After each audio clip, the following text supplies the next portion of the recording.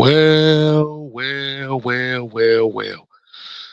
Ladies and gentlemen, boys and girls, it is now 6:07, and you're tuning in to the Originators Monday evening show. I'm your host, K Styles, aka the Silver Fox. To your screen right, you know him as the Senator. It is Mad Mike Sports.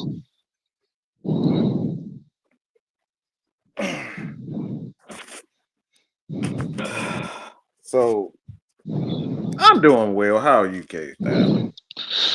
We doing fine. We doing fine. I finally found the damn microphone piece to this headphones. So we're doing excellent today. I'm doing well too. Good. So how are you doing on this well, I ain't call it crash out Monday, but what did I call it? I forgot what I called it. I It's not I, I it's not forgot to. I it's forgot. not it's not crash out Monday, but it's well we'll figure it out. So as we go ahead and kick this show off the right way, like I said, if you just coming over from Mr. Wide Network, you damn sure make sure we got a good one today. If you haven't subscribed to Mr. Wide Network, make sure you go ahead and do that, as well as Mad Mike Sports. But today we're gonna go ahead and kick off what we always do, Mike, and that is the what? It's the real roll call. Roll call. Roll Oh, call. oh, Roll call. oh. And today's roll call, we're gonna kick it off. We got Sherman Wood in the building. We got Silk Legacy, King Treyway. We got Jesse Weaver, Andrew G, Eric Mack, Keyshawn Vlad. We got Devon in the building. We got Elijah Clemens. Uh, we got Lakitu 94, Terrell Thomas. We got Speak Your Peace, D Sloan, John St. Clair. We got Diamond in the building. We got the Diamond. we got the Daily Talent in here. Ski yay! Hey man, let's go ahead and get this thing popping off, man, Mike. So let's say we got David Whitlow in here as well. So Mike, how we gonna kick this thing off for these people this evening? First off, fuck your bitch in the click you claim. West side when we rock, come equipped with game. What that mean, Kel? That means you about to catch all the smoke. All the smoke, all right? All the smoke. So I wasn't gonna do this, but I decided against that and say fuck that. All right. So I'm gonna do it. So this is what look. I want to make this clear once again. I want to make this obviously, and I want you guys to hear every fucking word that I'm about to say. Every word, and I mean, don't even try to pretend like I'm trying to be politically correct or be whatever. I mean every word about what I'm about to say. All right, it ain't no middle ground, none of that bullshit. This is 100% real, exactly how I feel. Okay, this is exactly how I feel. And I know that's how K Styles feels as well, what I'm about to say. So, Mr. Jesse Weaver, it's always the Jessies that make up stories and try to act like something, but that's a whole nother story. Um, Mr. Jesse Weaver says it's always black coaches that get a negative and it can be perceived by people like you.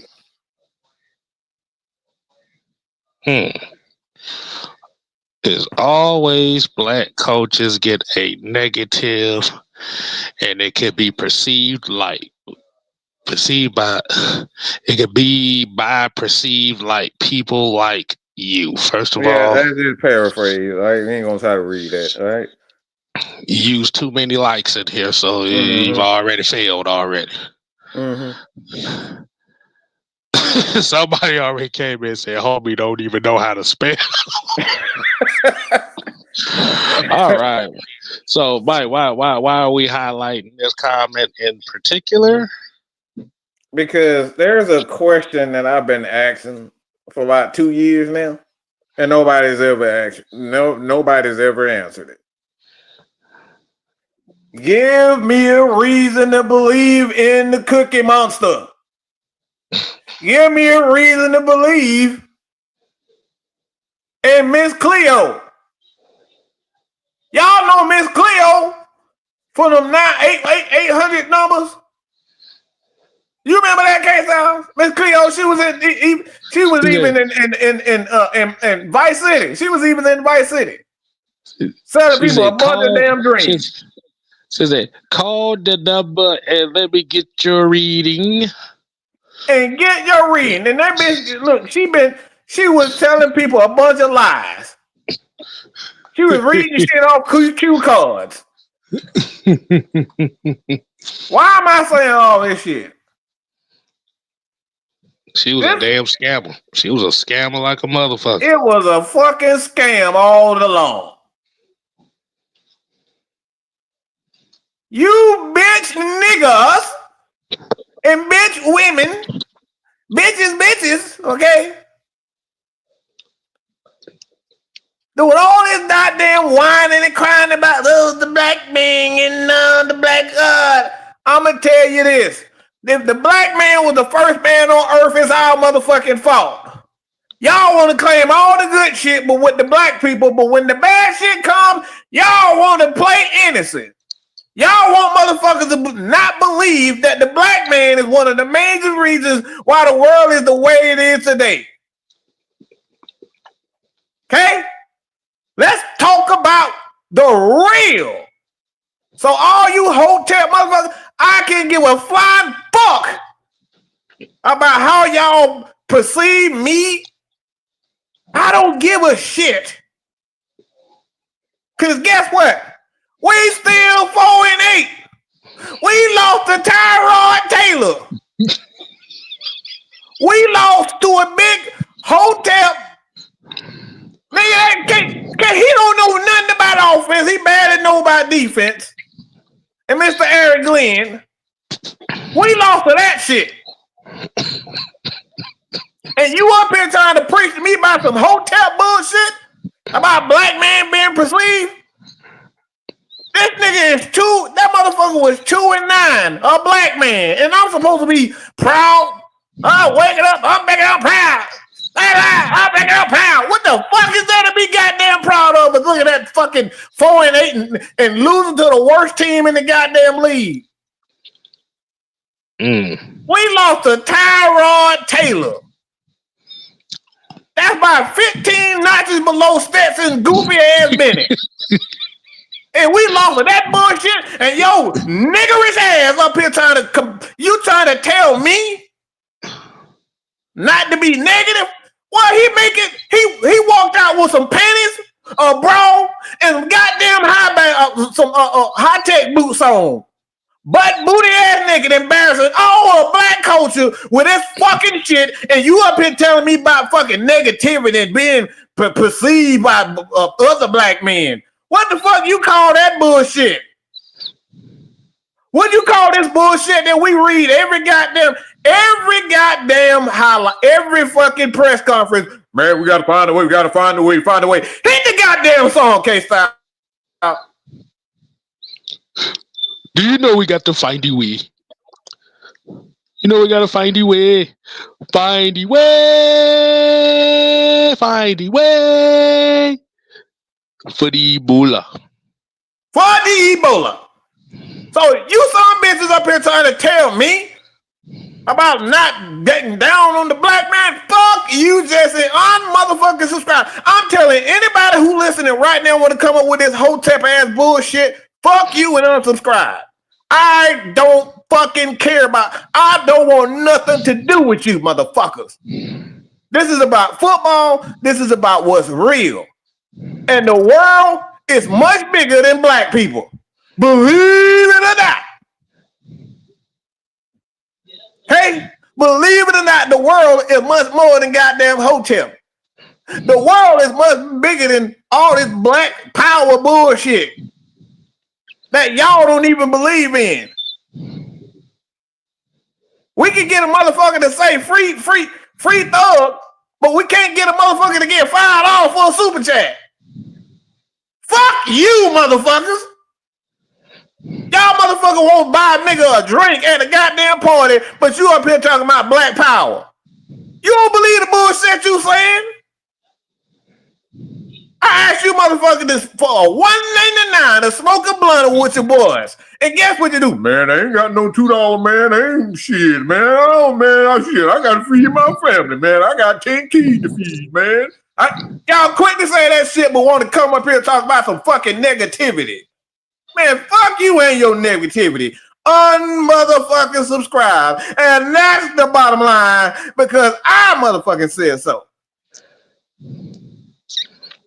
Coming in with this hotep ass, wicked, wetback ass bullshit. Do you know we got to find you with? And I meant every word. I don't care. My actions with black man and the brother man and the white man speak for itself. I don't give a fuck about none of this hotep ass bullshit. Cause I'm saying hotep motherfuckers that you be looking to do something. Thank you, Andrew. We ain't got to worry about you. You my brother from another mother. You always have been there for us. So we truly appreciate people like Andrew. And it ain't even about, like I said, it ain't even about the super chat. It's these fake ass niggas, NIGGA. We can get drunk and smoke weed all day, but you can't give a $2.99 goddamn super chat or membership to 6-man K-Style. You can't do that, but you want to preach to me about a motherfucking don't talk bad about Raheem. Don't talk bad about Raheem. Don't do that. Fuck you. And I mean every motherfucking word. If you took it personally, I meant it. Ain't no mistake. It ain't no confusion. I meant every word I said. So look, y'all motherfucker, cut this up, edit it, and send it to whoever you believe to need to hear this message. And Mad Mike approves, okay? Motherfucker won't give you $2 to smoke a blunt today if you want to talk about some hotel bullshit. Get the fuck out my face. You know what's very interesting about that though? He specifically said you. I know. And not every other black person that's in this space that's already done call for Raheem's job. Everybody doing that. But it's specifically you. I wonder why. I wonder if that. I wonder why, huh? I want everybody. I want to ask the people. I want to ask the people in here. So everybody's calling for Raheem Morris's job, but they only come after Mike. Why is that? Smitty just had a show early this morning. He said the same shit. Him and Chris said the same fucking bullshit. But let me tell you something. He'll never go on their channel and tell them that they full of shit, but they come over here. Because they won't. Look, we have a way that we do things and other people won't do it.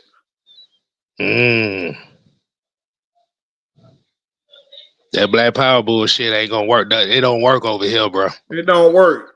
It don't work. Because the thing about it is, if we're talking about some true black power shit, we're showing appreciation to the black players on the team. All the black folks on the team. But it's very interesting. And I see your boy Ian here. He's the perfect example of what I'm talking about. E is the definition of the typical hotep nigga who don't really give a fuck about black folks. He just care about black folks that he likes. Yes. That's Yes. not caring about black folks. That's caring about niggas you like. Mm-hmm.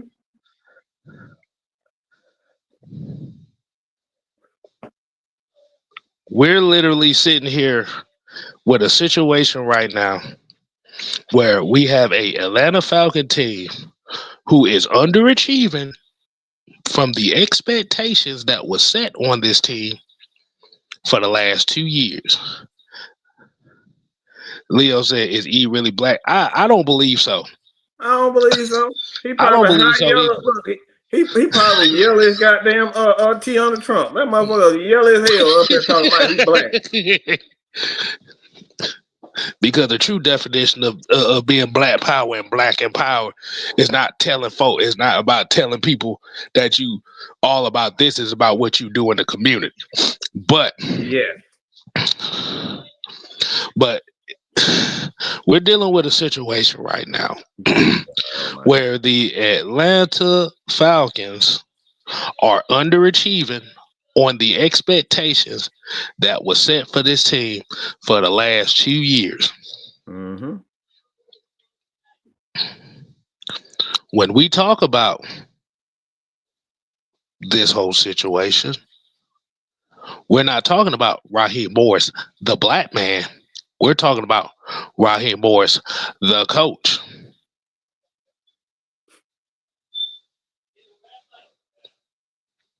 See, right now, what's going on with this team is a lot of people are starting to figure out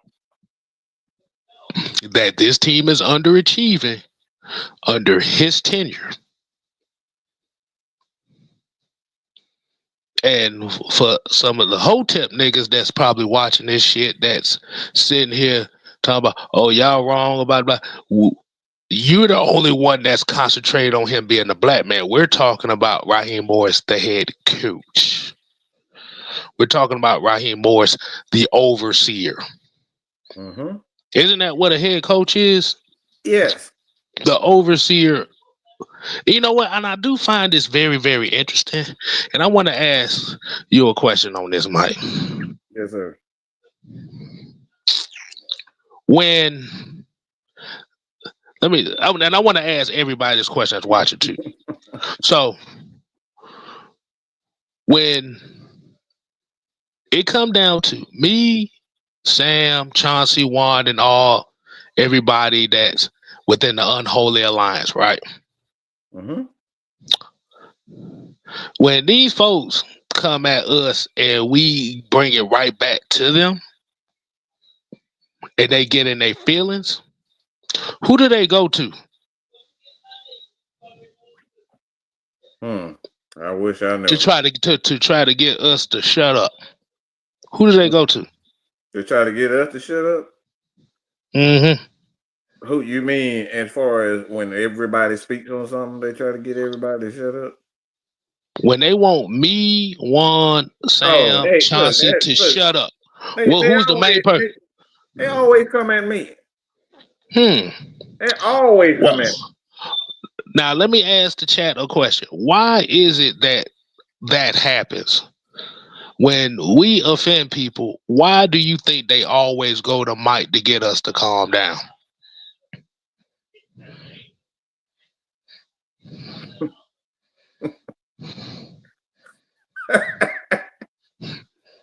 That's crazy. They that is crazy. When you think about it. That's a question I want to ask the people watching right now. So when when everybody that's surrounding you might go at these folks, why Mm-hmm. is it that they always come to you to tell us to shut up? That's interesting.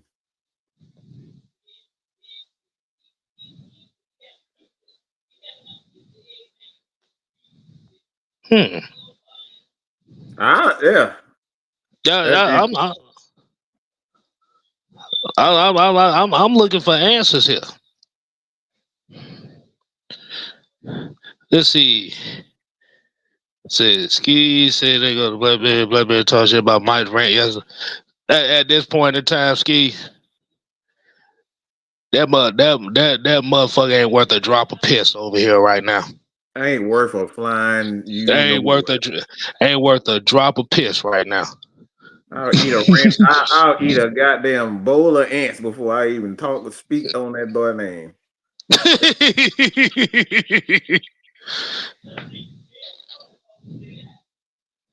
because trust me, we really didn't get into that part of things.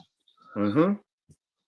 Yeah. So I'm trying to leave that alone.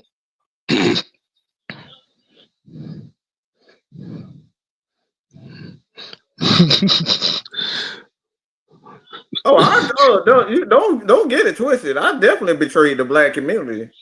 I The black betrayed the hotel look community. the I black treated community. No, AOD. look. I'm gonna tell E. The black community betrayed itself. Mm-hmm. Keep it real. Y'all got All to do right. a better job at trying to hurt my feelings. How you You gonna think that? look? I tell it like this: how you gonna hurt the feelings of a couple of dudes that everybody in this space wants dead? I mean, get the They fuck don't out of want here. us here. They do not want us. You can't hurt me. You can't hurt my feelings, man. They want our public perception to die. They want it dead. Okay. Yeah, exactly. So you can't hurt our feelings. You can't, So, bro. Come on, but man. do you see? Ain't nobody really answering the question. I said so. No, no. So why is it? So Mike, let me ask you a question. So why is it? So why is it when me, Sam, Juan, and Chauncey go at these people and they come to you to ask to shut us up? Why do you think that is? Uh, just off top, not really thinking. There's a perceived perception that I just tell y'all what to do and what to say all the time.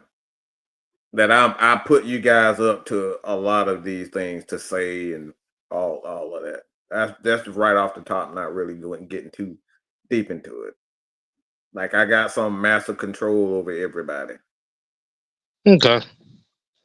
So like Gary and Keith said, the captain of the ship. Yeah, that too. Okay.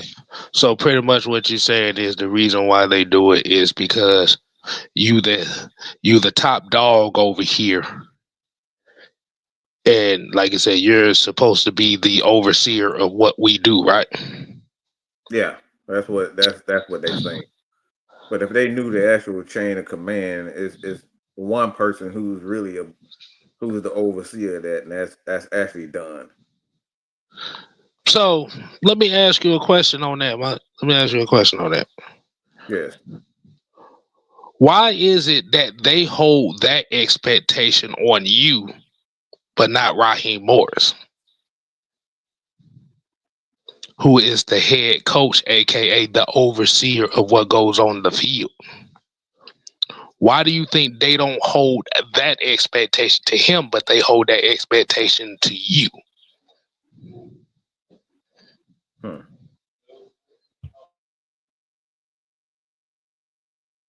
Now repeat that so I can get this right.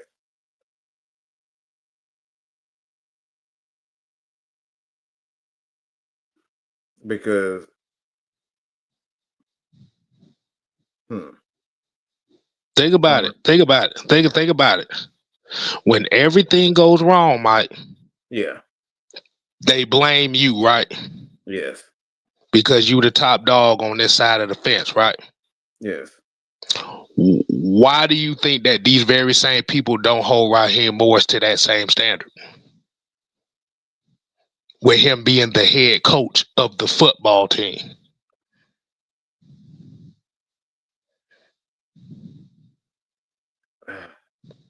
I mean, I'm not the chosen one. Like I'm not the chosen one. I So was the E, I bad got guy from the very beginning. E, I got a question for you. Why is it that y'all try to get Mike to shut everybody up under him and Mm-hmm. hold him to a standard on on the negative side of things, but you Yeah. don't hold Raheem Morris to the same standard. Yeah. I'm supposed to be the one that makes sure that everybody's in line. When everything goes bad, everything is haywire. Mike, you should have did this. You should have. I'm supposed to do So that. so basically what you're saying is they're looking for you to be the leader to cut all the shit off. To cut all it off. To cut them off. To cut everybody off because they disrespecting the people. So why is it that the very same people don't hold the head coach to that same standard? That's interesting. I want to ask the people watching. So if you can hold Mad Mike Sports to the standard of being the leader of the people around him, Mm-hmm. why can't y'all hold that same standard for Raheem Morris and him being the quote unquote leader of the Atlanta Falcons?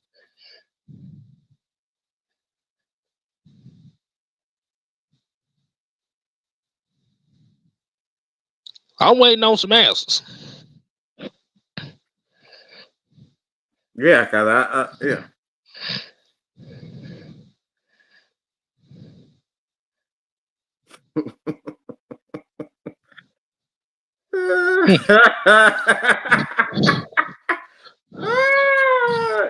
His job is otherwise. You can keep saying this. So now He he's said, not the head hunter. so he said Raheem is not the head honcho. He reports to a white man,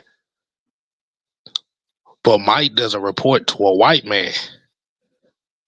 So how much of a leader is really Raheem Morris if he reports to a white man to make his decisions for him?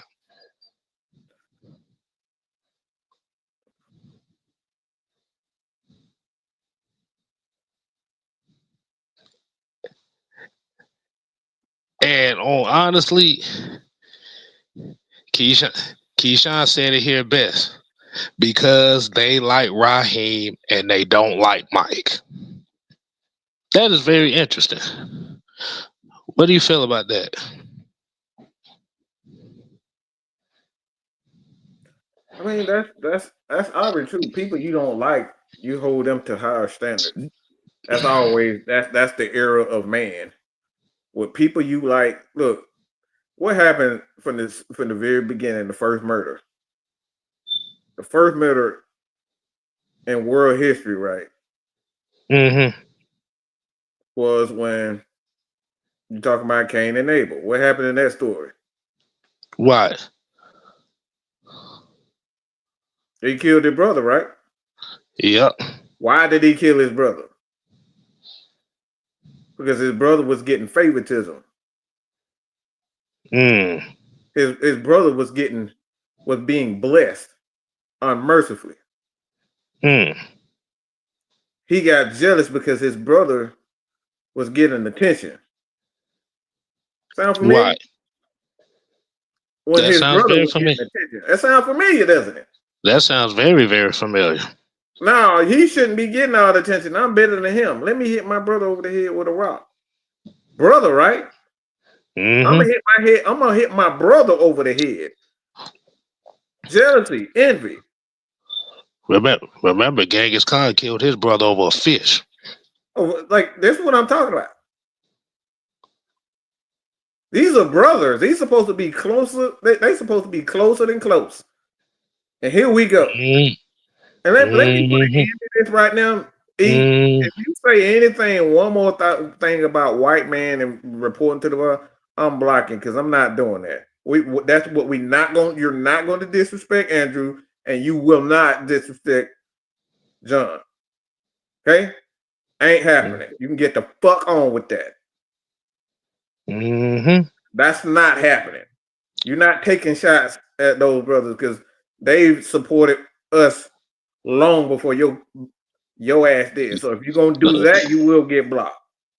Ain't Mm-hmm. happening. They go for anybody that tries to go at them because No, because those are day ones. they are day one. So long You before you don't get here, they have been here.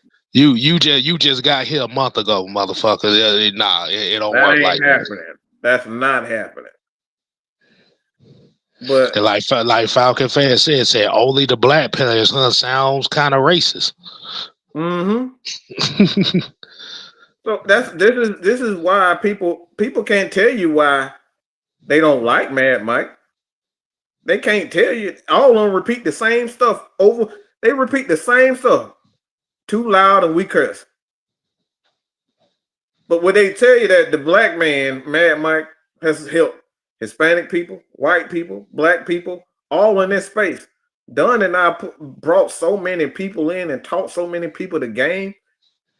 The same ones that y'all see, these guys came to our platform and we taught them. Mm. But guess what? They left once they got the attention, right? Then they start leaving when they got the attention. Oh, they got monetized, and they was telling everybody else that you was the devil. Mm-hmm. Mm-hmm. Yeah. I'm Yep. not a look, it's not it ain't personal. I'm a business. It's a business, man. Right? That's Oh, what we're told us, right? yeah, It that was ain't told personal, us. it's business. It ain't personal, it's business. Mm-hmm. That's what we were told, right? So all the Exactly. black people that we helped in this community, every last one of them got what Every, they e- wanted and got the hell on and started pointing the finger and e- said, bad guy, bad guy, bad guy, bad guy. every last black person in this space want us gone, nigga. Let's just keep it real, and it's fine. Mm-hmm. Oh, that's perfect. Look, that's fine. I But love the it. thing, but that hotel shit don't work on me because we done been down that road before. Hmm. And I tell you, that hotep shit is one of the most hypocritical ass talking points you can have right here. Mm-hmm. Because the thing about it is, if you talking about that black man, white man shit, that means you don't have a talking point in this None. conversation, and that is a default. That is your default because you ain't got no talking point. Mm-hmm. Yep. Hmm. So all we saying is a lot of time the people don't really like what you saying and like what you doing because you're favorite. And that's just Hmm. like I said, this ain't just us. We see it right now. People hated Arthur Smith because what? No matter They they hit. gave that man a bunch of trash. They gave him garbage, and he made it happen with garbage 3 years in a row. And because y'all didn't like his tone, y'all wanted to get rid of him for Hmm. a Capri wearing, Michael Jordan wearing black man that can't win Hmm. nothing. He ain't won. This man in the last what's the stat, the numbers? It was what, 7-10 last Okay, year, so was it last year was 8 and 9. 8-9? So Hmm. 12.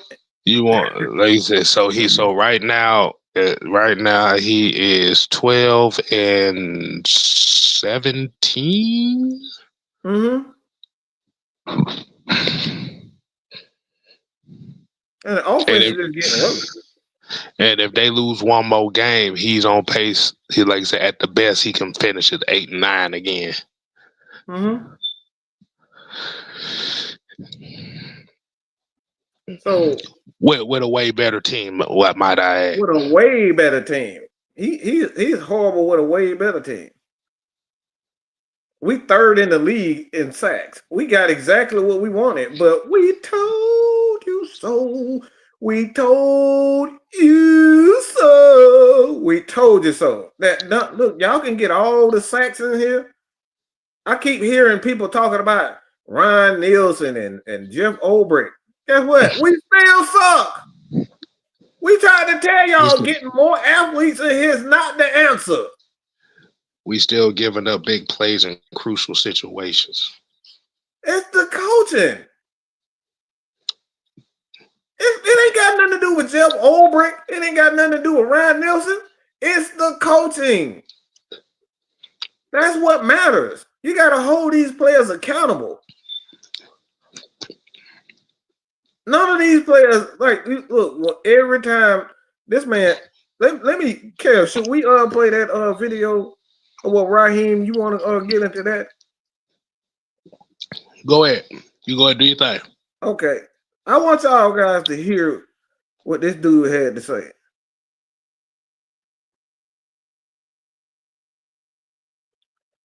Okay, hold on.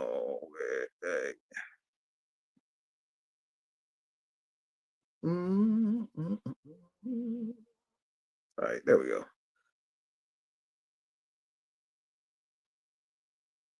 And do some different things on offense. So it's always going to be a performance based and try to see who can give you the best chance to win. Won't always be like that every single week, but whoever gives you the best chance to win that week, you got to go put out there. With regards to the performance on special teams, especially coming off of Sunday's game, you said that when you decided to let go by Hilliard after week 3, that was a performance-based decision. 100%. What's the difference between what the performance issues were then and what's happening now? I think the communication will be different. The line of communication will be different to the guys. I think we better get those things corrected from a communication standpoint from Marquise. To be able to get to those guys, to be able to get those things done. I don't think that the communication was done the right way with the receivers and how we did things with that. So that's why we made the change there. It was definitely performance-based. This definitely was a performance that grants these questions. Certainly understand that, but I believe we can communicate these things and get them done the right way to fix those things, fix those problems. You know, we got a history there where we play some really good special teams. We got some really good players to put in position to go do some of those things, and we got to go put those guys out there to do it. Ray, what's the balance when you talk about, getting Drummond up? Because I think he's obviously done some.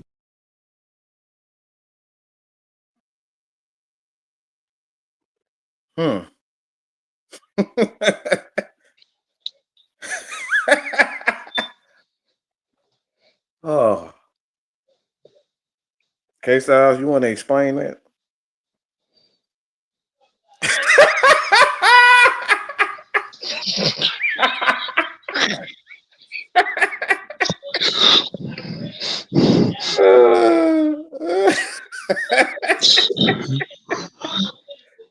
Oh my God. What the hell? Everybody trying to figure out what the hell you talking about. I know what he said. I know exactly what he said. So he goes to say that firing Ike Hilliard was about communication, and communication was the reason why they weren't performing. Then he goes to say, well, it's communication with Marquise, but I didn't talk to Marquise about the communication, and that's why we losing games. That's why we having bad performances. Anybody buy that bullshit? Like, bro, what are you even talking about?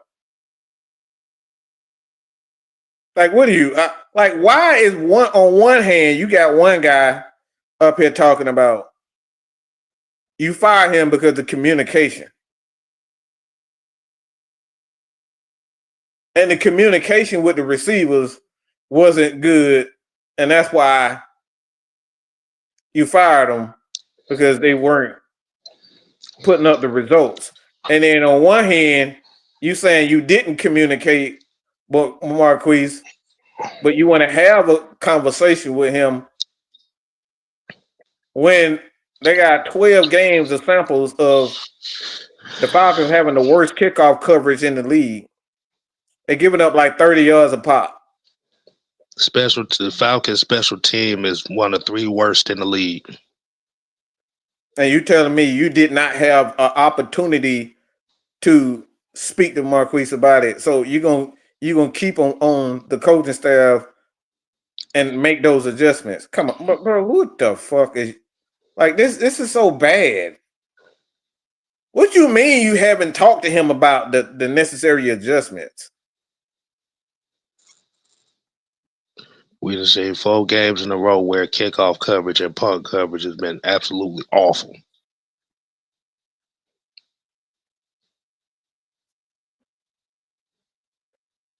we did last in kickoff coverage. I haven't seen the numbers, but I'll take y'all word for it. I know we're at the bottom. I know we bottom. I know we bottom 3. I know that much. That's for sure. So why you get rid of Ray if it was performance based? You got 3 wide receivers that don't play, and all of them in damn near all of them in single digits and catches. Hold on, let me see something. Let me pull. Let me see if I got some numbers here, just to verify that. This man juked one person and ran in for a touchdown, and everybody think he's a star wide receiver. And then in the same game, he drops an easy pass. Well, I say that shit sound like Brian Fenner. Wow.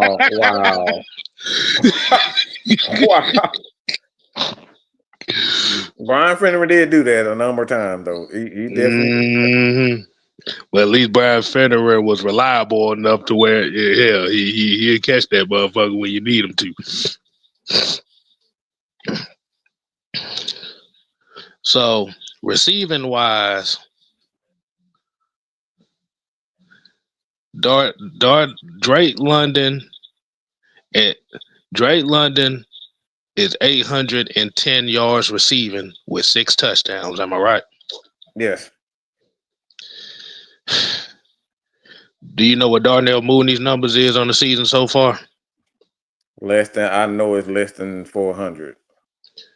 21 receptions for 323 yards and 1 touchdown.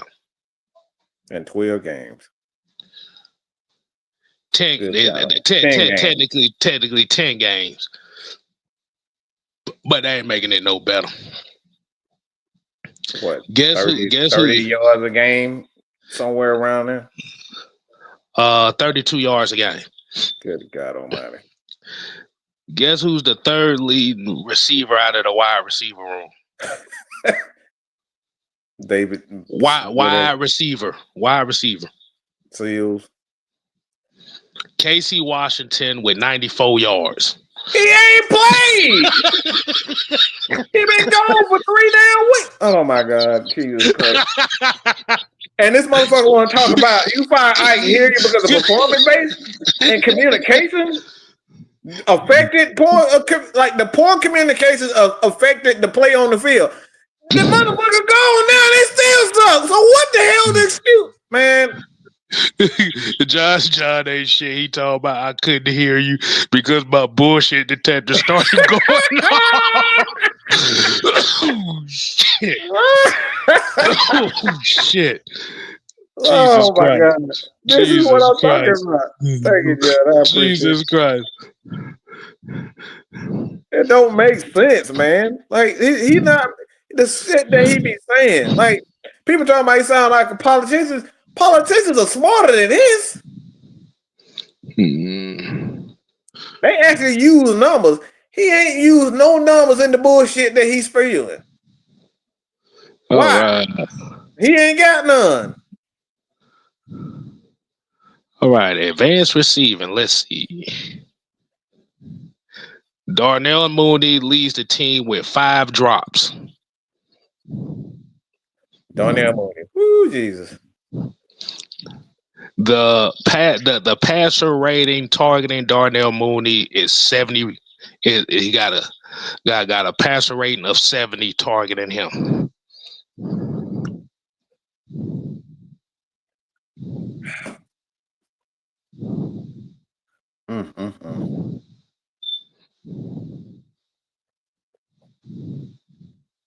How we go 90 got 92 success rate in the red zone and still lose. Oh, that's easy.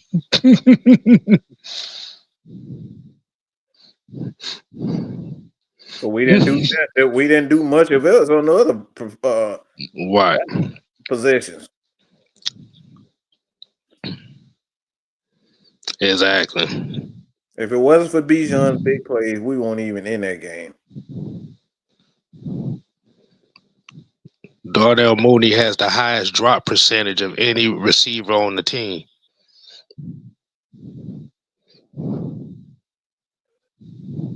And let me. So we're gonna get to the big questions about him being the worst coach in the Falcons history. We're gonna explain that why we're making that. But when you look at this Atlanta Falcons team,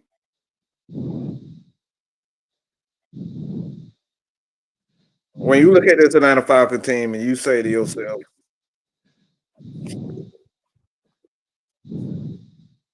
offensively, I hear people all the time say that the offense looked much better with Kirk Cousins in it. I wholeheartedly disagree with that. It don't look better with Kirk Cousins in there. You know why? Because Kirk Cousins ain't doing shit. The big plays are not coming via Kirk Cousins. All the big plays of the last two games have been all Tyler Algier and Bijan Robinson. And one, he had one pass that go like the crazy part about this shit. This is why I'm looking at the offense. I don't have the slightest clue on why people say this offense looked so much better with Kirk Cousins in there. Bro, they were 3-16, 17, 3-14 in the first on third downs in the first game against the Saints. This game we were like 3-12. But because we got turnovers, because Bijan Robinson was and Tyler Algier were controlling the clock, y'all under the impression that it looked better. We got one of the worst third down in the last couple of games. We got one of the worst. I think they said we haven't been close to 40% on third down since the San Francisco game. And that's the crazy part. The numbers are speaking. But because we're handing the ball off to the running back, Kirk Cousins looked well. He looked better. Because we in that because now y'all saw, I don't know if you guys saw it. I know you saw it, Kev. But how much during the last part of the latter part of the game, what formations were we using mostly? We was in the pistol in the fourth quarter. We was in gun damn near all four quarters. The gun and the pistol, damn near 80% of the fourth quarter.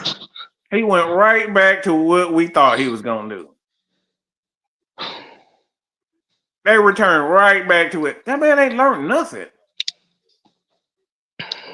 And we talking about it looked better. Why? Because Bijan had down there 200 yards all purpose.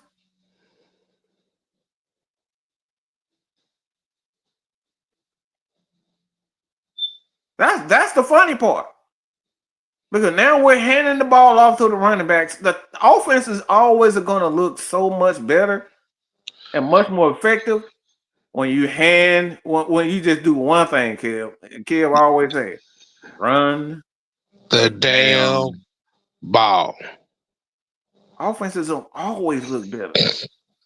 It's not that we're more effective because we're not effective. We're not effective at all. It's just when you got a superstar. And Bijan is a fucking superstar. We're getting the ball in his hand 20 plus times a game now. What's going on, Jude? Offenses are always going to look better when you're running the ball.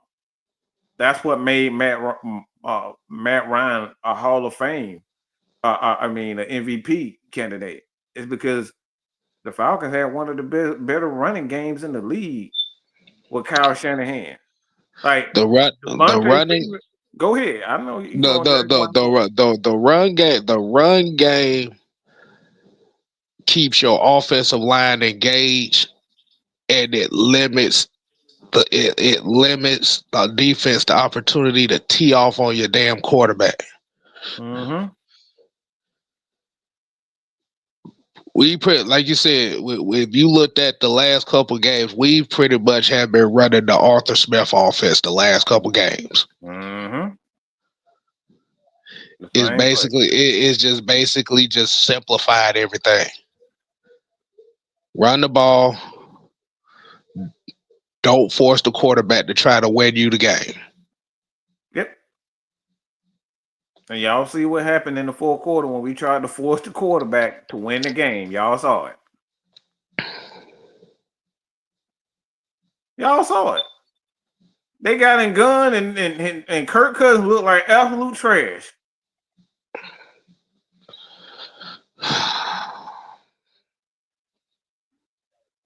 The wide receivers ain't been shit all year. Why all of a sudden y'all surprised? Oh, it ain't Kirk Cousins' fault. Yeah, it is. Who the hell like that? That should be baffling, man. It ain't Kirk Cousins' fault. Huh? They 3-12. They 3-14 on third downs, and y'all talking about it ain't Kirk Cousins' fault, huh? He threw a ball deep when you needed 3 yards. You had a tight end wide open. And we have been talking about Kirk Cousins and it ain't his fault. Huh? He threw the ball up in the sky to Kyle Pitts on the first possession. It's raining outside. He ain't got a damn visor, and you threw the ball up in the air for him to go to try to jump for it and say, you know what? I think this is a good idea to throw a fade route. Throw a fade route.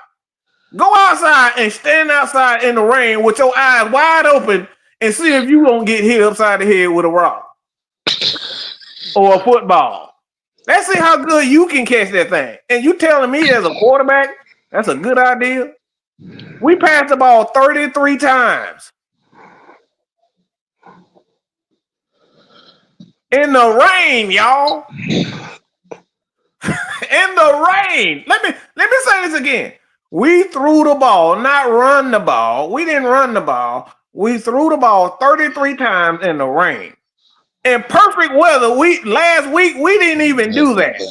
This is how stupid this offensive coordinator and head coach is. They wait till they get in the rain to throw the ball 33 times, and then you in a perfectly good stadium with no weather affecting anything to pass the ball for like 23 times. Make that make sense. And then we sit here and looking at special teams coverage. These motherfuckers can't cover. These motherfuckers couldn't cover a car with a tarp. Nothing.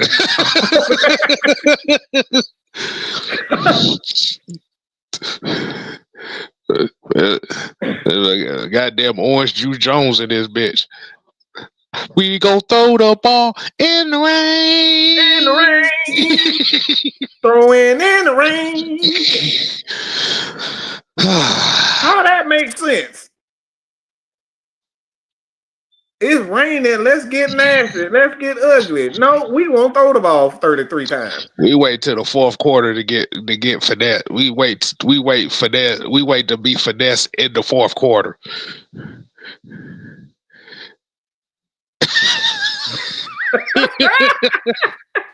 And this is why we talk about this dude that Raheem is the worst coach in the NFL. The stuff that he's doing is like, you look at him like, when I'm playing Madden, I know it's raining. There's certain weathers in the games now. The games are so advanced. Like, you have elements to it. You can't throw the ball as much. The quarterback, all of that in the Madden is a part of it now. So it's certain things even in Madden you can do. But this dude decides when it get wet, we're gonna run the ball more. We're gonna throw the ball instead of running the ball. You got a big machine. You got 2 big machines right there in the backfield. And Bijan Robinson and Tyler Allshier. And they were strong. Those guys were strong in this game. We're going to throw the ball 33 times. We're going to get in the fourth quarter when we got the lead. This is the crazy part. This is the crazy part. Go ahead. You say that. I want you to say that part. We can close the game out in the fourth quarter. But we're going to throw the ball 3 straight times with 2 minutes left in the game. Mm-hmm. To close it out, yeah. And you're telling me, as the guy who's in the head of all this shit, ain't telling this motherfucker Zach Robinson, motherfucker, do not put that ball in the air. We control the game right now. This is crazy. This is thing that right here, John, is the crazy part about it. You got a closer. Tyler is known to be the closer for us. That's his job, is to close the game out. You didn't even give him an opportunity.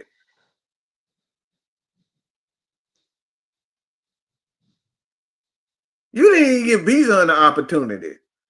You said, no, we're going to let Kurt do this. Huh? You wanted to care. What do they want to do with Kurt? Why do you think they did that? Because they want to prove that the Kirk Cousins signing was the right decision. Because Kirk Cousins is the guy that they wanted. They wanted Kirk Cousins to win the game. They didn't want the Atlanta Falcons to win the game. They wanted Kirk Cousins to win the game. I forgot about that 2 timeout stuff.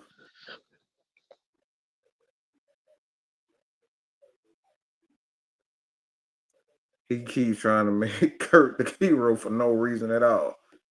Bro, that man is about 9. That man arm is shot, y'all. Y'all keep talking about there was a good throw from Darnell Mooney. He wide open.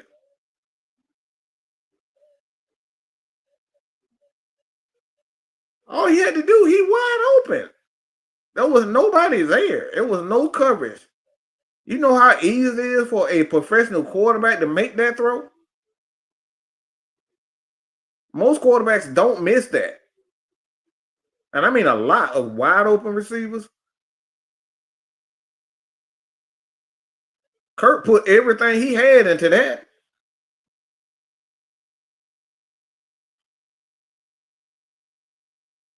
Everybody keep talking about, oh, it wasn't Kurt. Whose fault was it? He's controlling that offense. I told you guys a while. Everybody always say, all right, why the offense looks so much better now? Why are they running in the round? Why then 13 personnel and all that? It's because Kurt told them to do it. These niggas don't know how to run on 13 personnel. Those are all Kurt plays. He ran that same plays in Minnesota, y'all. I didn't even know they had 13 personnel in the goddamn playbook. Because we never did it under Zach. We ain't do that shit under Zach. We was always in the gun. We was always in pistol with him. And your pistol would be a lot more effective if you just mixed the formations up. It would.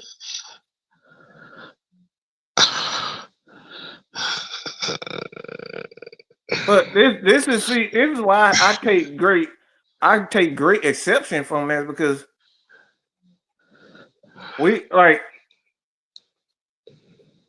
this is why I take exception to that. We shouldn't have been throwing the damn ball. You got a lead, and we just started. We started pistol and shotgun 4 wides, and I'm like, we got Bijan in the slot. We got Bijan in running routes. I'm like, what are we doing? My thing is, I had no problem if you mixed in a throw or two while running the ball. Like I said, that wouldn't have been an issue. But the fact that you went pass, yeah, pass. That's the problem. That was the problem. Like you said, the thing is, if you went run, okay, let me sneak a pass in here. Let me sneak a high probability pass, which might go for a couple yards, and then they'll set the run up. See, like I said, that's not a problem. You went pass. Yep. Hit David Sills. Hit David. Like I said, you had 3 passes. I think one with Kyle. The other one hit David Sills in the hands. He dropped it. And then the other one hit Darnell Mooney in the hands, and he dropped it. Raheem has never called offensive plays ever in his life. Yeah, I don't. Raheem has never been an offensive coordinator called offensive player. He's called defensive players, not offensive players. But if I'm wrong, somebody let me know. But from the best of my knowledge, he has never ran offensive play. Andrew said we got our running back in the slot and no running back in the backfield. What do you think they was about to do? Because I know that, Andrew. I lost K-Style. So, boy, if y'all would have heard me in our chat, I lost my damn mind. I lost my mind. I was like, Hey, bro, look, what hey, are look, we hey, look, doing? hey, look, hey, look, hey, look, hey, look. We like Jew at this point. Like, man, just put Easton Stick in and just call Bro, it a just damn put back. him in there. He can't be worse than this. I lost my mind when I saw that, Andrew. I lost it. I said, ain't no damn way they gonna keep that slow ass. At this point, this dude is slower than the goddamn. Look, you know them damn. You know them Look, transformers when they coming out like that motherfucker oh slower Lord, than That's how Kurt be moving. That motherfucker move like a transformer trying to run. that shit was that. My thing is, if you was gonna have Bijan in the slot, why Thailand in the backfield or something? Hey, bro, ain't nobody scared of you. This is Nigga, not, at the very worst, you could have put Charlie in the backfield for all I care. Something. bro. Something. As a head coach, you standing on the sideline and saying, "Hey, this is okay, huh?" Bro, that ain't okay.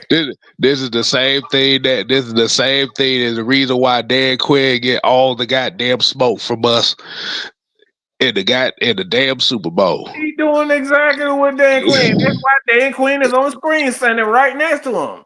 You see Dan Quinn last night. His defense was getting killed, bro. And instead of doing something about it, you sat there and watched the shit like, I hope they get it better. Keyshawn said I gave up on the Steelers. Every time they make a good play, I'd be like, whoop-de-doo. We all will. We all like that. I'm looking like and the bad part, like I said, the bad part about it is all the bonehead plays are coming in key crucial situations. That's just the worst part. That's the worst part about it. That's the worst part about it. All the bonehead plays are coming in the crucial moments. Mm-hmm. Whether it be offense, whether it be defense, whether it be special teams. Right, the last 3 games, we've literally had a bonehead play in all 3 phases of the game. About 3 games in a row, we had a bonehead play in all 3 phases of the game. Mm-hmm. Dan Quinn got in that same phase of just going for it for no reason. Like this dude doing the same thing. I'm like, dude, we can't be doing this. But it goes to that question. Okay, I guess we can go ahead and hit that question up. Mm-hmm. So the question that you got set up is Raheem Morris the worst coach in Falcons history? And I'm just talking about off sheer ability and what he's been. And that's why I was having a conversation with LT, and he brought up Bob Petrino, but like Bob Petrino was he was an offensive guru. You talking about play callers? It ain't many people in the college game that was better than him. Like you saw what he did with old Lamar, and quarterbacks before, what was the quarterback before him? But like he's always been there. Brian Brom. Brian Brom, look, he's been there. And then you look at people say, what about Jim Moore Jr.? I mean, Jim Moore Jr. was very good he was a very good defensive. We had a good defense under him. All right, what about Dan Quinn? Well, Dan Quinn, he put together a good little front seven for us. We got after it with. So I can't say it easy. Mike Smith. Mike Smith. He was a damn good defensive guy. He was a part of some of the greatest defenses of all time. So you can't say he was bad. I mean, can you say June Jones? Probably June Jones. But See, June Jones is responsible for one of the greatest offenses that we've seen. see, We just talking about head coaches, y'all, not just coaches, head coach. see. My thing is, see, I really don't really have a skin in the game for this because, like, even before that, like I said, I've seen the Dan Reeves, I've seen the Jim Mhm. Morris Juniors. Like before that, I don't have like a lot of Yeah, I knowledge wasn't. before that, so I can't really say per se. But if we're going just solely based off what I've seen, like you And said, Jerome is a bit older than us, so like Jerome, mm, they'll be able to tell you that. Sam, they'll be able to tell you mm, that. Like mm, I started following the game around '98. right,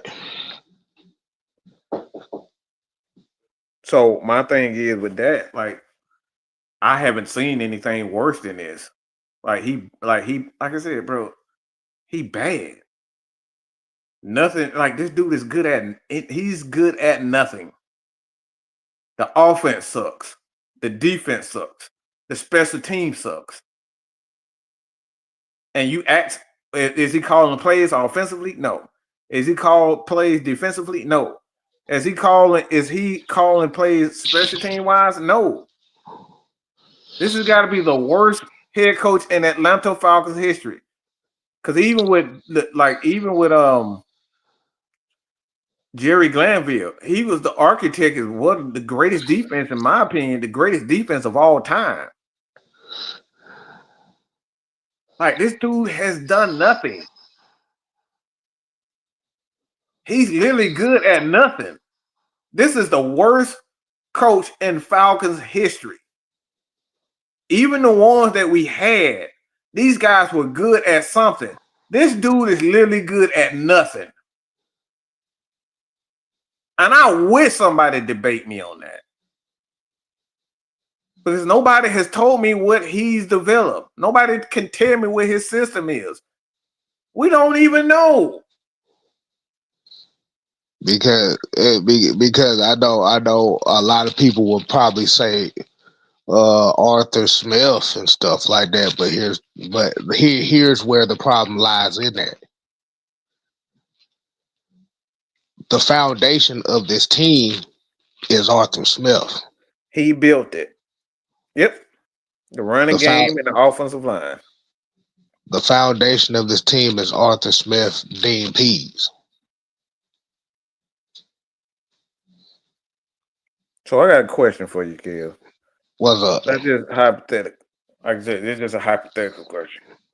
Let's say the Falcons use Arthur Smith to build a foundation for this team, and they were going to hire Raheem. If that's the case, how do you think Raheem did with that foundation? How has he done with that foundation? Like I it's said, been it's just hypothetical. it's been very I ain't gonna use no hypothetical. I'm gonna say what it is. He has used the foundation very inconsistently. Mm-hmm.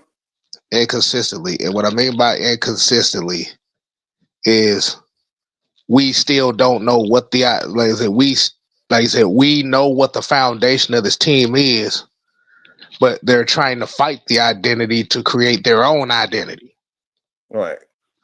So basically, what I meant by that, like I said, I was talking about as far as hypothetical, as far as the Falcons using Arthur Smith. I'm not saying that they did that. That's not what I'm saying. I'm saying Okay. if that was the case, Okay. that they only brought in Arthur Smith in turn just to have him set the foundation with the offensive and the running game, and he did a wonderful job. He passed. If we're saying that, Mm. and and hopes of bringing in another guy to help come add to it. So I that's mean, the I mean, question I that I'm mean, I asking. mean, I mean, he passed on that. He, like you said, it was the right thing, because when you look at one of the two major things that's very important for a football team to succeed. That's your offensive line and your run game. Yeah. A lot of the best teams in the NFL right now, offensive line, run game. Yes. So, cause you had to think about it. You had to look at it from the standpoint.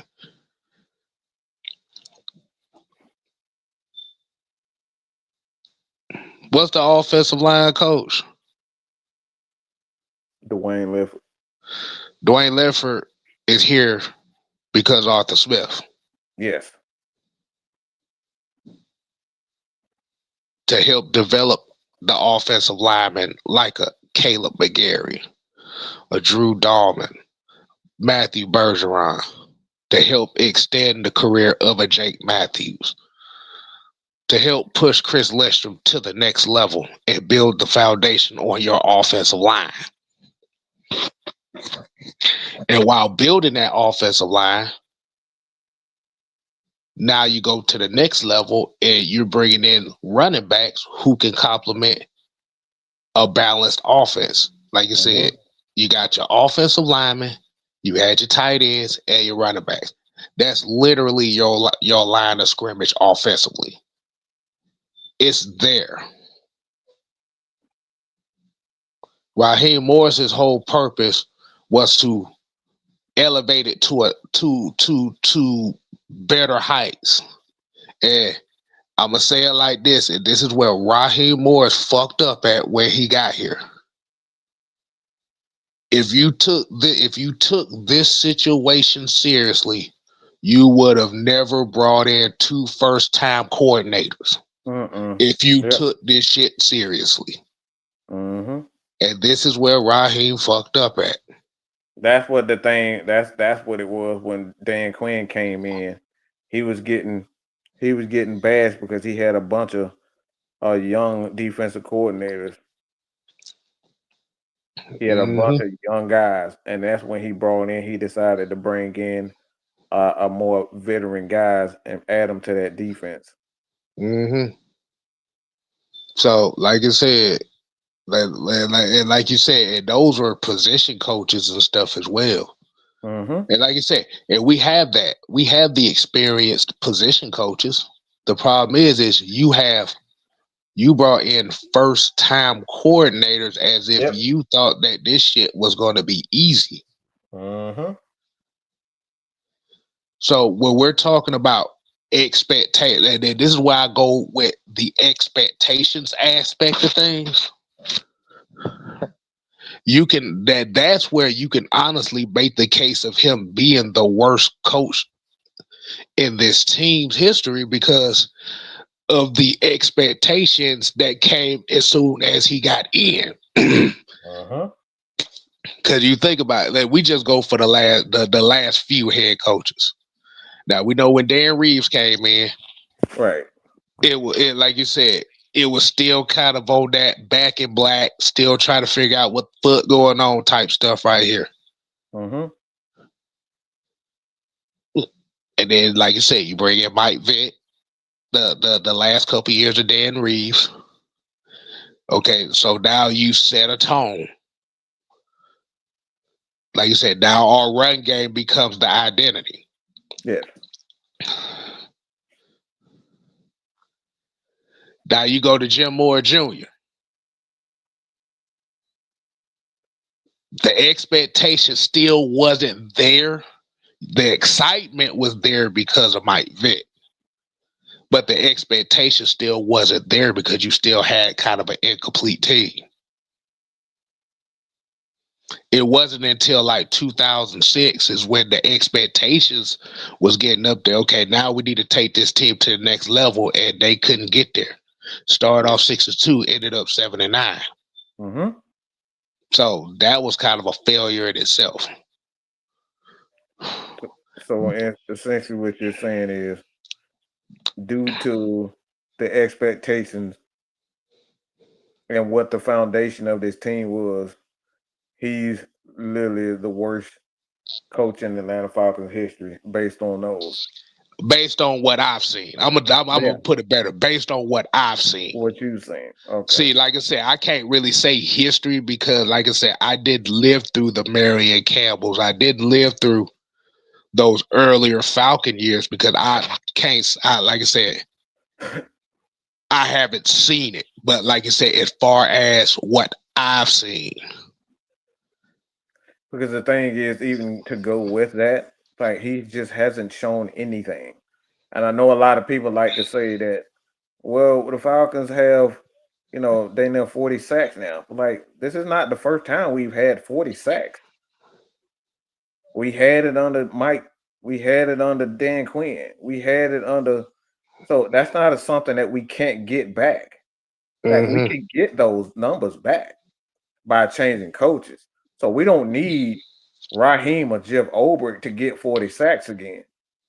We've already done that. We did that in the Falcons Super Bowl season. So we right, don't need that. right.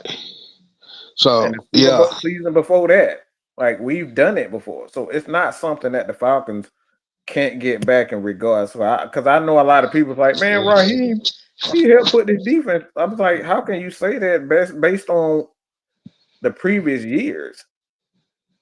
Raheem Morris got here the first year. They literally had one of the worst pass rushes in the league. Hmm. So we can't say that Raheem is the reason why. I mean, we can't even say that it's Jeff Olbrich is the reason why, because even before Jeff Olbrich got here with Ryan Nielsen, he did it for us. hmm in reality, I don't think we don't put enough respect on Nate Ollie's name as far as what And he's that done for right this. there is the conversation we need to have, kids. We need to have that. And I like I think said, I don't think people understand how important Nate Ollie has been to this defense too. Because, like you said, he coming here. You got Brandon Dorless now looking like the Brandon Dorless and Ruka Roro looking like the damn yep, draft picks that we got them for. they looking real nice. And that's why I'm saying, I'm like, we up here giving all these guys credit. We giving Jeff Olbrich and Raheem credit for this defense, but Mm, these guys wasn't behaving like this when before Nate Ollie got here. Nate Ollie got here, that's when Brandon Dorless, Zach Harrison, like the guys, the defensive line guys are actually they look so much better with Nate Ollie, but we giving Jeff Olbrich. Jeff Olbrich was already here. He was a part he's, of this team when we sucked. And he was a defensive coordinator too. So can we really mm, say that is him? hmm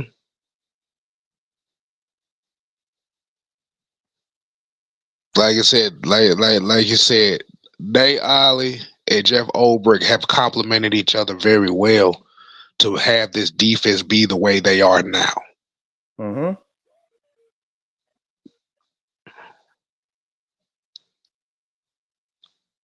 But like you said, I don't I don't like I said, I know just for myself, and I always say it with Raheem Morris. If if he came in with the same expectations as what Arthur Smith came in with, and I'm talking about if you look at how the team was constructed, Raheem still would get he would still get a little some flack just because of Dan Quinn, but it wouldn't be as bad because you're coming into a situation where you're rebuilding. He came into a situation that was already built, Mm-hmm. and the expectation that was set for this team was set by him. He set the expectation. He said we're going to outrun the South. He said we was a quarterback away. Most of the media and the NFL media had this team penciled in as a mid-tier team on the verge of being a top 10 team going into 2024 because of Kirk Cousins and Michael Penix alone. Yep.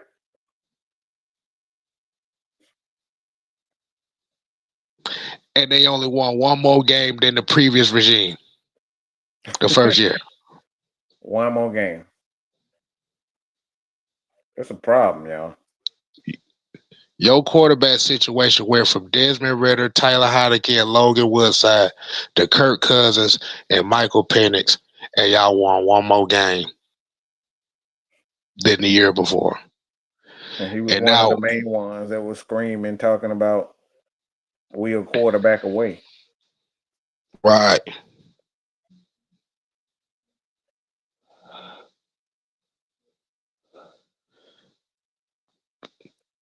So while you got silly summer bitches coming in here talking about a black and white issue, we ain't talking about a black and white issue. We're talking about a systematic issue. We're talking about a mindset, a mentality issue over here. Mm-hmm. That's why I say that when if we're talking about Raheem Morris and you're trying to bring it into a black and white issue, that's one of the most cowardly responses that you can have as somebody debating this topic. Because it had nothing to do with football. Nothing at all. Where Mike asks you the question, what is he good at? And the only thing that you could bring up is a personality trait, you've already lost the argument. There's so many people. Like Leo here said, this is a common sense issue. That's it. And I still haven't got it. Everybody keep talking about, oh, you scream this and you curse this. I'm asking you simple questions, and nobody has ever. Well, the Raheem out the defense. Do we know it's Raheem? Because he done fired damn near everybody, one of his coaches. He wasn't good last year. He fired that guy. Brought in Jeff Ulbrich. Brought in Nate Ollie. See the biggest thing that I have on that defensive question is if that was the case, the defense would have already been improved as soon as he got here. The defense was bad. Yeah. And they giving up big. And I'm talking about in big moments, in crucial moments. They giving up the most yards and the most points in crucial moments. Mm-hmm. But like you said, like you said earlier in the chat, and this is where I could see why people would say that Bobby Petrino is for the, and like you said, if we're looking at just the aesthetics of it, we're not talking about just the X's and O's of it. People look at Bobby Petrino as a guy who quit on the team when it was at its lowest. Mm-hmm. And that's where a lot of people are going to put him as the quote unquote worst head coach around this time. Because if I understand correctly, we've had worse head coaches than that. Yeah, we have. You got to think about it with Bobby Petrino. You came here for the simple fact that you was going to be coaching up Mike Vick and you get fucking Joey Harrington. Yep. Look. You get Joey Harrington after I was promised Mike. I left the game. I was promised Mike Vick and I get Joey Harrington. Boy, get the fuck up out of here. That's why he quit. He wasn't about to deal with Joe. He wasn't trying to deal with Joey Harrington and Chris Redman all year because he can't. Because the thing was, he came here on the promises of coaching Mike Vick. That's it. I understand why he quit. Do I like it? No, but I understand why he quit. Like it's like taking a job saying, "Hey man, I was gonna make $25 an hour," and then when you get there, they tell you that you gonna make $10 an hour. No hell, I ain't. $10 an hour, like, but you can take this job and shove it up your ass. Mm-hmm. I was told something else. Yep. So I understand why he quit. Yeah, but like you said, even at that case right there, it wasn't a big expectation for the Falcons neither. It was even when there was a huge risk to bring in Bob Petrino because of that. Because that was at a point in time where Mike Vick,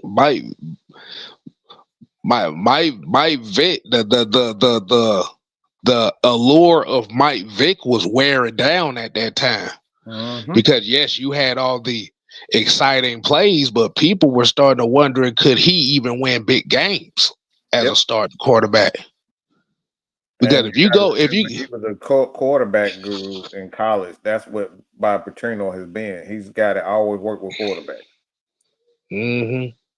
Because if you go back and look at that 2006 season, and you pay attention to how a lot of the media and how a lot of the fans were reacting that year, the lure of Mike Vick was dwindling because Mm-hmm. we wasn't winning.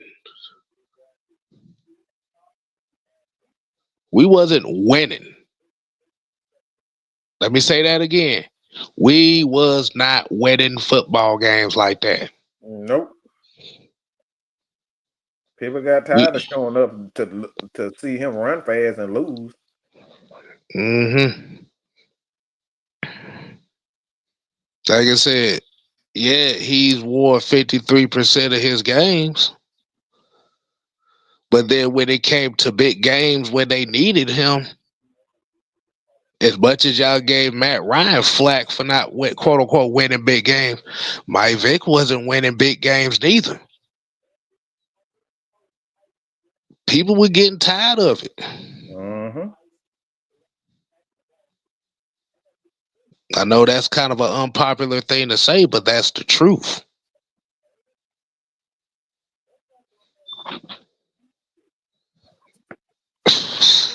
Hey, y'all talk about Lane Kiffin is looking for some folks. I mean, look, Lane Kiffin, the difference between Lane Kiffin, he actually good at something. Mm-hmm. I ain't turned down $100 million either. Shit, I don't give a fuck what Right. people say. But I ain't but turned when that down. but when it comes to Raheem Morris, it goes back to what I've been kept saying the whole time. This is an expectation issue. This is not a black and white issue. This is an expectation issue. Team was expected to get to the next level. It started off good in 2024, and then once it got bad one game, it turned into bad 2 games. Then it turned to bad to 3 games. And instead of being the guy to try to switch the shit off or find you way to change the fortunes around, he continued to let the shit sink down. He had no answers on how to turn things around. And that right there is a sign you can't trust your coach. That has no idea. He can't stop the bleeding. If you can't Mm-hmm. stop the bleeding, you're not a head coach. Mm-hmm.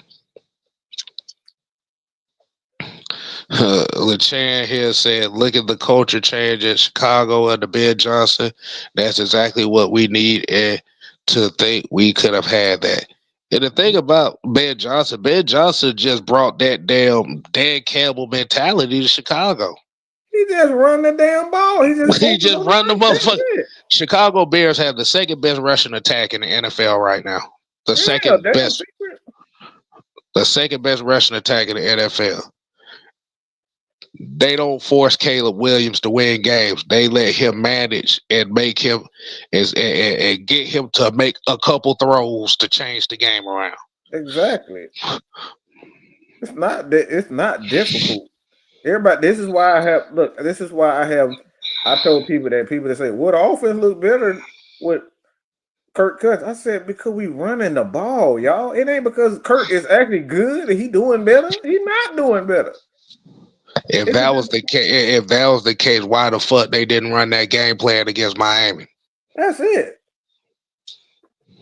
He looked terrible against that. He started the game.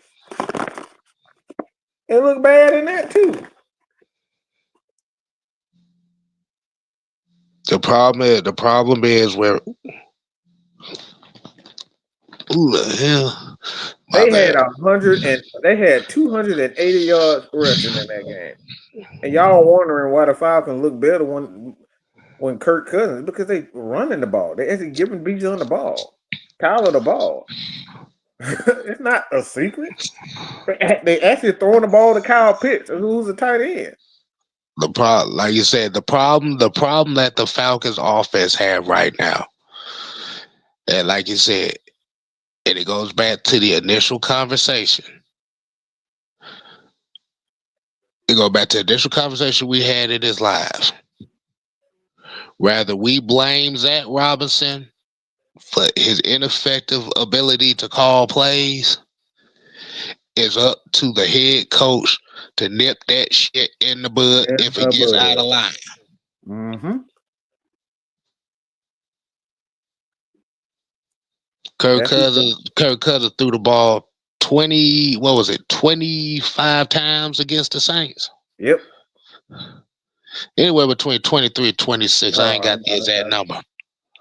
But that's the crazy part. That's it. And John St. Clair asked, was Sarkisian any good when he was in Atlanta? Yes.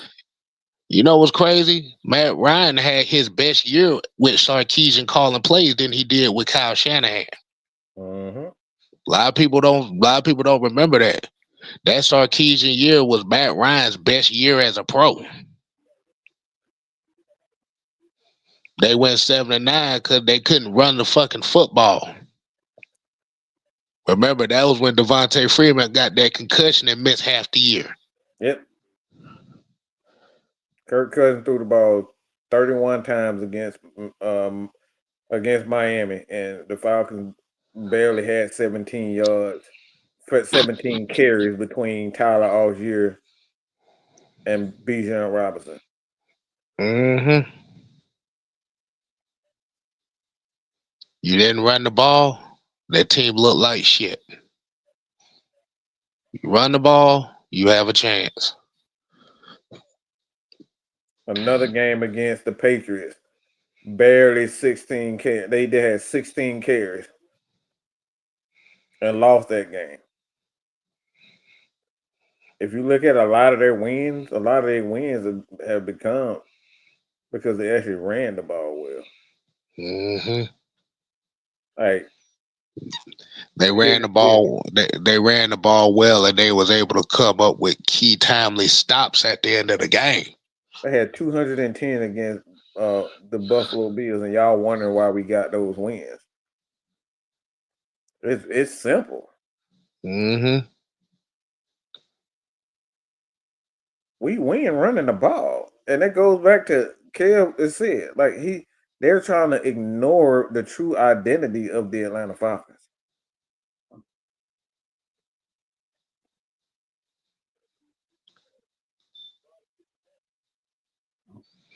That's what it is.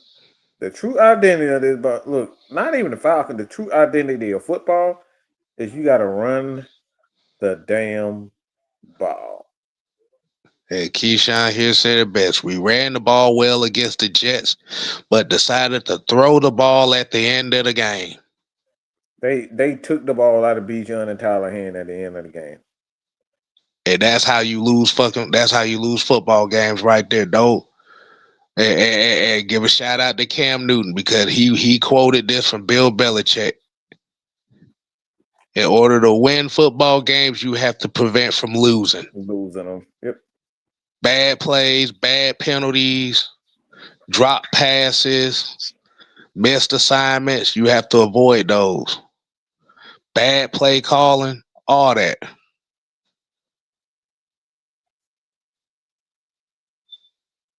Right now, the Atlanta Falcons are in they are in a situation right now where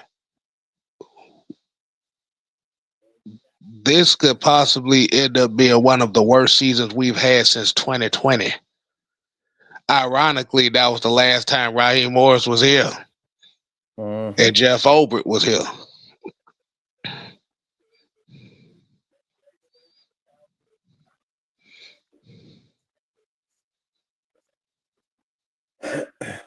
Oh, let me see something.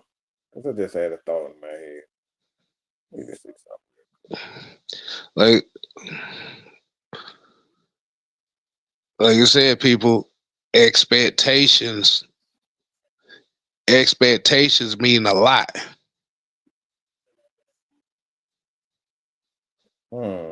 That's interesting.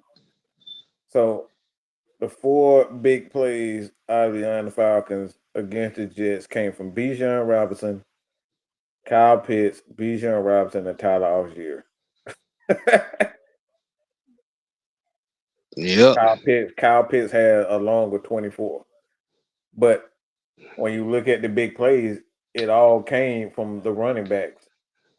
The big plays came from the running backs. Right. And you wonder why Chicago's sitting at what 9-2, 9-3? It's not rocket science. It really ain't. This is why we looking at Raheem and looking at Zach. Like y'all got all these. You got Bijan and Tyler Algier right now, and you wondering why you 4-8. Get back to the fucking basics. That's it. Get back to the basics. If your team is built, whose biggest strength is running the football right now, you build around that. You build your game plans around that. You use that to set it up.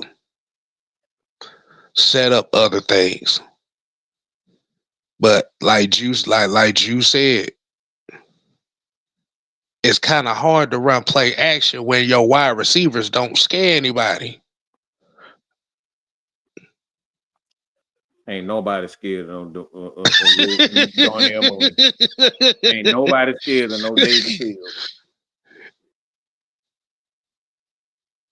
And like you said, get to the coaches, y'all. I promise y'all, we're not ignoring, but we're not knowing the coaches, but prematurely. Exactly. Like right around the last couple of weeks of the season where we kind of get a good gauge on how a lot of this stuff gonna play out. So I ain't doing no damn prediction on who to be the next coach. Because we're not ignoring y'all. Just want to say that. Yeah. It's kind of hard to do the coaches because the thing about it is you got to think about how the team is built. You got to think about how can they enhance it, or are they going to break it up? Who gonna be back? Because somebody might start sweeping their Instagram one day and just say, "Yeah, he done." So we do not want to get into that premature talk. Right.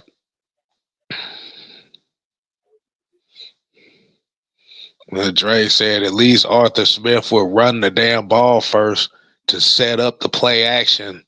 Zach Robinson's ass backwards. He does the complete opposite.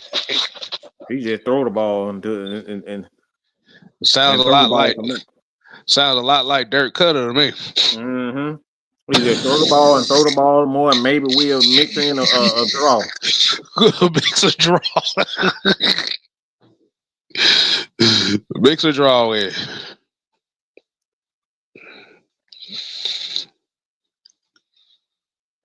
But my thing is, if it comes down to a new head coach, the best head coach that would be for this team is a head coach that has a program that has an identity.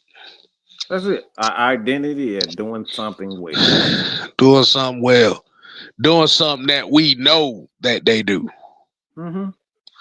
So if you ask the coach, okay, what does this coach does well? Okay, I know him for the fact of being a West Coast offense type of guy. I know he's a disciplinarian.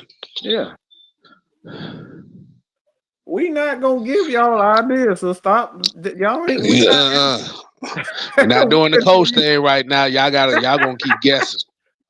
Y'all gonna keep on. We got ideas. We definitely got them, but like I said, we don't want to do things prematurely. But I will say this though, and we will give them a treat here.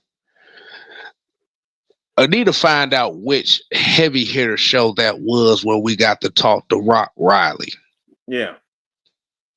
Because Rock Riley said something about Raheem Morris that I think a lot of y'all kind of missed on. And it was kind of a precursor to what this team has been since he got here. So if I find that heavy hitters episode and I find that clip for y'all, and I definitely let him hear that from y'all because he said something. He said something in that conversation that we had. It may I don't know if it was online or it might have been something behind the stage, but I gotta check it out. I don't recall myself. But it was pretty much kind of a precursor of what his tenure in Atlanta here with the Falcons had been like. And we kind of played it off, but now I'm starting to see it being true. Like I said, the real Rock Riley. Tampa Bay Buccaneer journalist and radio personality. So yeah, we gonna have that. Like I said, if I find that clip, we gotta go through it and make sure that's the one because I'm very intrigued to see if that's what he actually said on there.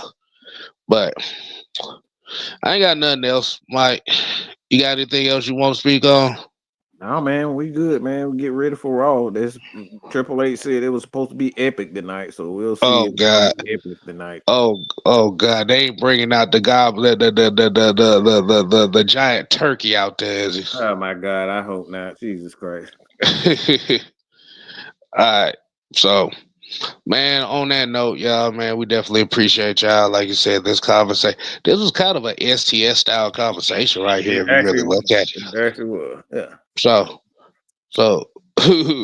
we appreciate y'all, man. Y'all make sure y'all go ahead and continue to support the channels, Mad Mike Sports, Utah Sports, the Heavy Hitters Live, Mr. White Network, OG Truth TV.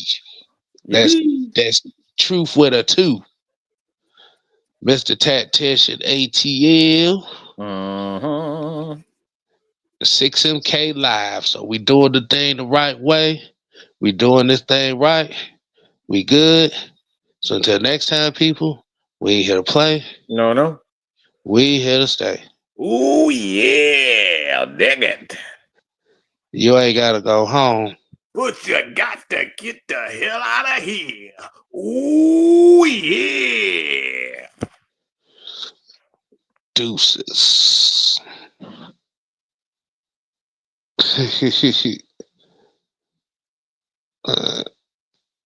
End it. Put your eyes back in your head. Like flavor. Pry their eyes open and force them to see the truth. We will skin the sheep and sacrifice the weak. The unholy alliance has arrived.